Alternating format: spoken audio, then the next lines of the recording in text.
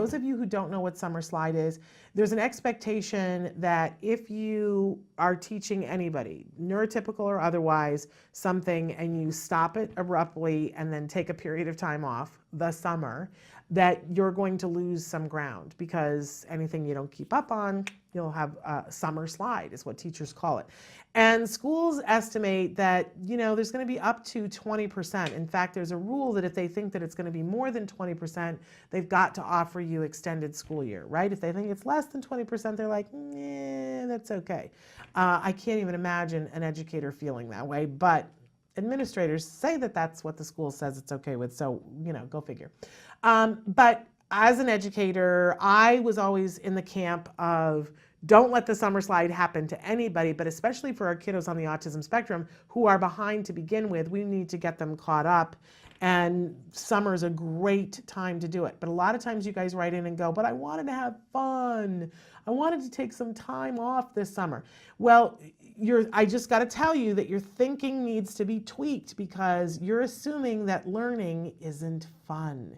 And that's where you got to adjust the little marbles, right? Because if you're doing it right, learning should always be fun. So we've got these 5 tips for you to focus on, 5 things to focus on, and it's going to be vastly different depending on what your child's skill level is and what their age level is, right? But all 5 of them work no matter what age. So let's get started, Samantha. So the first thing to do in the summer is read. Now, if you've got a little one, you're going to read to them. If you have a child who does not yet have reading skills, you're going to read to them. But you've got to make it fun. I've talked before on the show about it's got to be interactive. Play when you read. Make funny voices for the different characters. You can't imagine the connections that makes in their brains, and it helps them to be able to sit. Ask them to point things out on the page. I love the Usborne books because they have a little duck on every page, and they have to find the duck on the page. It builds their self-esteem. You read what is written, and then you go, where's the duck? And they find the duck, and it's fabulous, right? But the truth is you could do that with any book. You just say, where's the pot? Where's the crown? Where's the fish? Where's the starfish? And you have them point to it. It makes it interactive. And read the same books over and over, but read a lot of them. A lot, more than you think you can. If your child is older and they're not into independent reading, one of the things that I did last summer with my son, we did a lot of traveling. We got books on CD, and you can get them, download them now on Audible on your phone and do it on your Bluetooth. Man, did we have such a great summer listening to a lot of different books and discussing them. Really, really wonderful.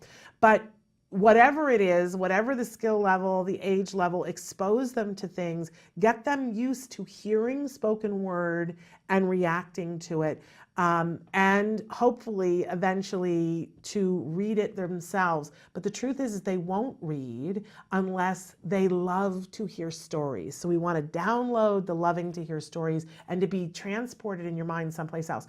Reading works on so many different things, not only on eye mobility, but it works on creativity, flexibility, giving a context for things. Oh my gosh, the things that you learn from reading. So read, number 1, and set up a schedule. Give reinforcers. For little ones, it's a star for every book that we read. For older kids, it can be every page or every book, and they get money or a treat or whatever. There's got to be time every day to read. We need more people reading in this world. Okay, number 2, which is writing. All right, so all of our kids are going to have different abilities. If you have got a baby and you're not working on writing yet, that's fine. You're just going to work on the pincer grasp. And this can be as simple as putting raisins down on their high chair tray, but that pincer grasp helps them to be able to then get a tripod grasp when you give them those crayons, so that they can color things. Snip your crayons off, make them shorter so that we're not doing this grasp, that they have to do this grasp. And you can do that just by making your crayons shorter. because then they can't do this, right? It's a trick. And then, when I say writing, I mean wherever you are, the skill of writing, so you can do handwriting things. My son hated handwriting, but every summer we would do these cursive drills, and that wasn't going to be reinforcing for him. So we reinforced every time he got one page done, right? You've got to make it exciting, like big reinforcers. And then when your kids are older, it can be working on syntax for making sentences. We had a magnetic board where my son would have to put together a sentence using the words so that he would learn how, where to put the verb, where to put the noun, does it have a full sentence?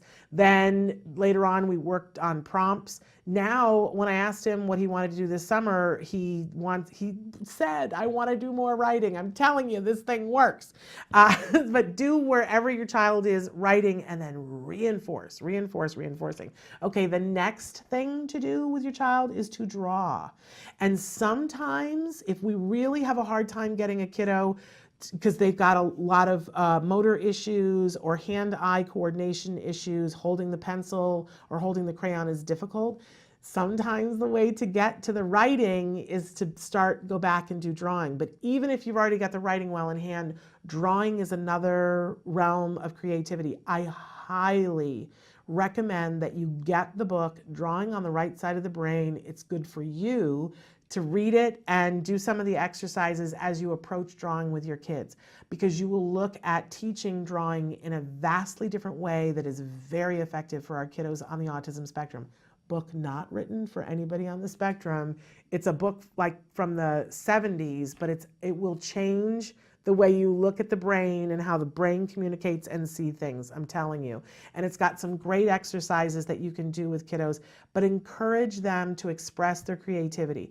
Don't care what it looks like. For little kids, you can get finger paints, or if there's a problem because they put things in their mouth, you can do it. If they're not allergic to milk, you can do it with pudding. You can grind up raspberries, for instance, and have them do it on paper to express their creativity and reinforce them, praise them for using their creativity. Everybody needs an outlet for that. You will be amazed what your kids will do if you give them some art supplies. It's fun and it helps them with so many different areas of cognition and the motor skills for writing. You're absolutely going to love it. Okay, so number 4, you ready for this? Dun, dun, dun, build. Now, for little kids, it's the blocks, right? And we had some great blocks that we featured on the show last Christmas, the Infantino sensory blocks for little ones and they squish together and they pull apart, but they're like a way precursor to Legos. Fabulous blocks. But the truth is you can get any blocks. Having a child be able to set up blocks and get 3 of them standing, it's a milestone. And being able to do block imitation, fabulous. So no matter what age, get a baby blocks, right? But then you want to move up. Now, Duplo is like the next big blocks that stick together. They are, in fact, the precursor to Legos. And then we get into Legos and other brands of building toys. But don't forget in building, I'm telling you, I used to look at Legos and go, what's that about? And then I got it. Our kids tend to either have great strengths in the building or they have huge deficits. Either way, you want to be working on it, right? And you don't have to buy new Legos. People cycle out of them, buy used Legos. You can run them through the dishwasher if you're concerned about who's been touching them. Put them in a baggie before you run them in the dishwasher and put them in the upper part. But, Legos, they're a fabulous, fabulous thing. But again, don't forget other things. Mud. Not all of our kids are going to do it, but making mud pies, take them to the beach, build a sandcastle, work with different textures. It actually works on flexibility. You'll see that there will be things that your kid will be like, I don't want to do that. And you don't have to push those unless it's important to you. But give them things to build. It builds creativity. It builds flexibility. It helps with cognition. You'd be surprised the things that it works on. So building, important. And then the last one is splash. Our kids love the water. And we think that it's because the pressure of the water, but there are other elements to it too. There's so many sensory things that come with water. The way the light hits the water and the colors that it makes. Some of them love to splash and see those colors. Others just enjoy the feeling of being in the water. It's important that we give our kids summer skills and that we give them opportunities to be in the water. It does come with a little asterisk that you got to be safe, right? Really, with all of these things, we have to be safe using non-toxic paints, so on and so forth, right? But especially with the water, we've got to be really, really careful and mindful. I really want to encourage you, if your child has not already taken basic swimming lessons so that they know how to turn over on their back and float, it's really got to be your first priority.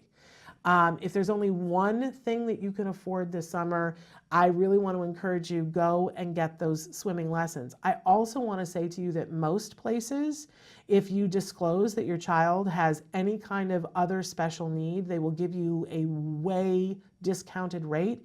Sometimes they will encourage you to do private lessons. I remember when we did this, they really didn't want us to be in the group class because they didn't feel that it was going to be beneficial to him. They wanted to work one-on-one, and so they gave one-on-one lessons to us for half the price of what the group lesson would be. How sweet is that, right? But I also want to say that a lot of organizations give grants for swimming. Autism Speaks gives grants for children to be able to swim. They had an initiative a couple of years ago where they said, we want every single child in the United States where the parents are willing to take them to swimming lessons to be able to afford swimming lessons. I think there are still those grants that are there. You can check that out. Act Today has been known to give swimming grants before.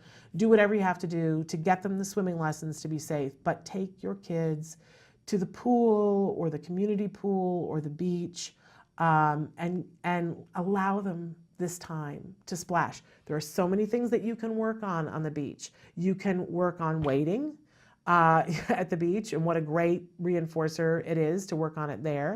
And sometimes you have to, if it's a community pool, have to work on wading.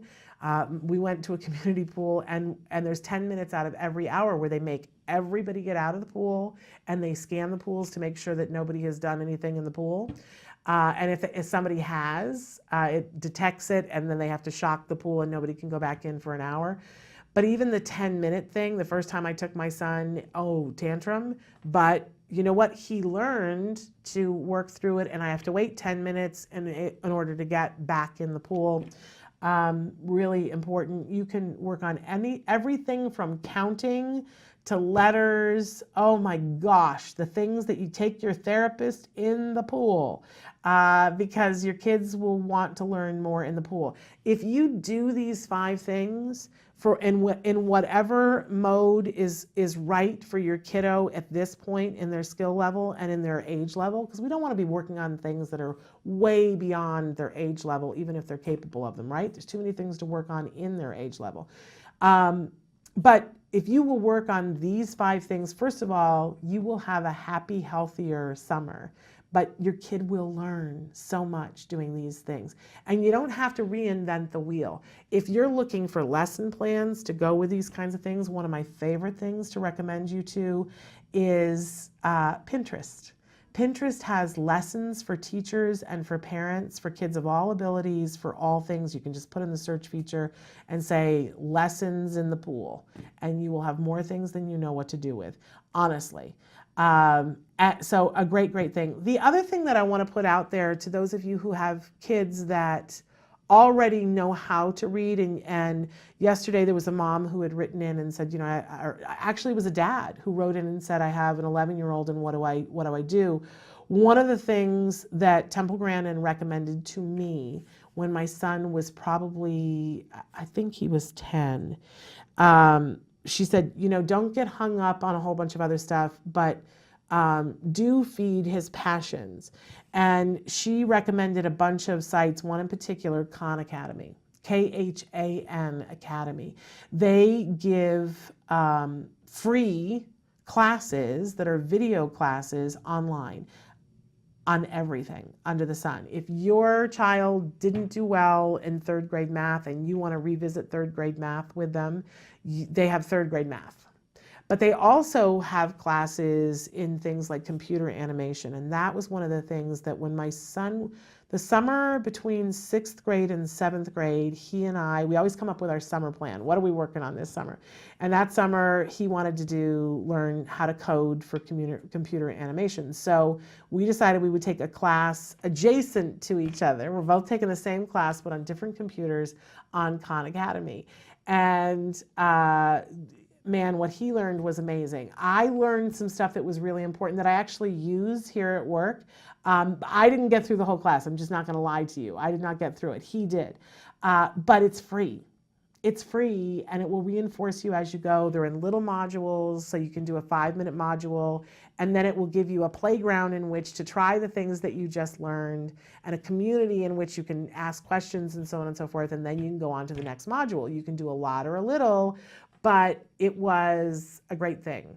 And there are tons of sites that are like this, but I particularly love Khan Academy because of the depth and the breadth of what they've got. But whatever your child is into, feed their passions. I said to my son the other day, you know, it's the beginning of the summer. We don't have our summer plan. What kinds of things do you want to work on? I am last minute Lulu. We had some travel plans and it, you know, so I didn't pick a camp yet. And I know like that's not the best plan, right? But I said, what would you like to do this summer? And he said, I want to learn CNC and welding, because it's all about the robots right now. And CNC is like computer, you punch in numbers and it cuts something on metal or wood. I don't get it. But, you know, I went immediately online and looked up where can you learn these things and found an amazing place where he's going to be able to do all of that for so much cheaper than if I paid for a camp. Woohoo! It's really exciting. So don't be afraid to look. I did not invent this. When I read A Real Boy, Christina Adams, who I love, and we have her on the show frequently, in A Real Boy, there were things that her son was fascinated with. And one of them was airplanes, that he was just totally, totally fascinated with airplanes. And she called around until she found a small airport close enough to her where she could go and have him sit in a plane. And I was like, oh, that would never occurred to me. But it was a very, very cool thing for her and her son. Don't be afraid to ask and to find things for your kids. But look, read, write, draw, build, splash. Boy, there it is. And those are the keys to a happy, fun summer with some supplements here and there.